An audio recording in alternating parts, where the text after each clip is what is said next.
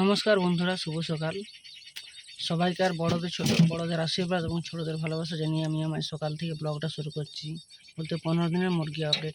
যাই হোক, আজকে জায়গা বাড়াতে হবে বলে আমি সকালবেলায় টোটো নিয়ে চলে গেছিলাম বাজার, এবং সেখান থেকে দেখতেই পাচ্ছেন ওই যে লাইম পাউডার বা চুন 2 প্যাকেট কিনে নিয়ে চলে এসেছি এবং রাস্তায় যাচ্ছি।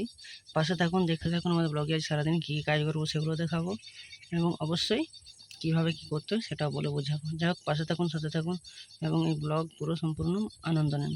তো এখন রাস্তায় যাচ্ছি, রাস্তার প্রাকৃতিক দৃশ্য, মনোরম প্রাকৃতিক সবুজে সবুজ দৃশ্য আপনাদের দেখিয়ে দিই যে ঠিক কতটা আমাদের বাঁকুড়া পুরুলিয়া বা বন জঙ্গল এলাকা কেন বলা হয়, এটা দেখলে বুঝতে পারবেন।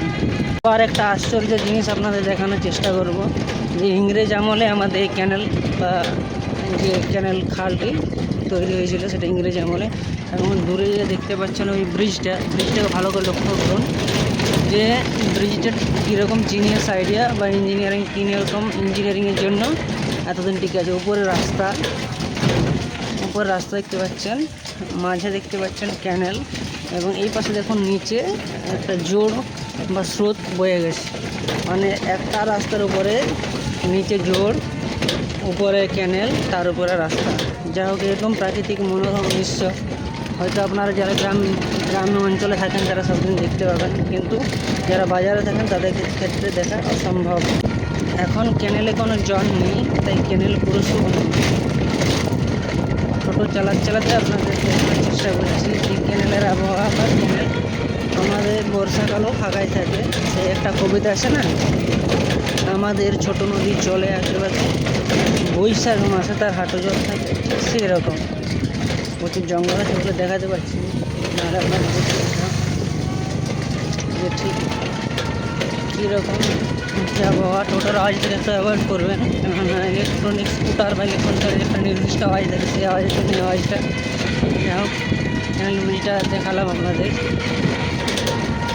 এরপর পরবর্তী দেখাবো কীভাবে চুন দিতে হয়, এবং তারপর সেই চুনে কী কী জিনিস দিতে হয় সব কিছু দেখাবো। অবশ্যই আপনারা পিন্টু পোল্ট এক্সপার্ট চ্যানেল সাবস্ক্রাইব করে রাখবেন, তা নাহলে এরকম মজাদার বা ইন্টারেস্টিং নলেজেবল ভিডিও মিস করবেন আপনারা। এই যে আমাদের গ্রামের সোলার লাইট বা জলসেচের জন্য সরকার থেকে লাগানো হয়েছে।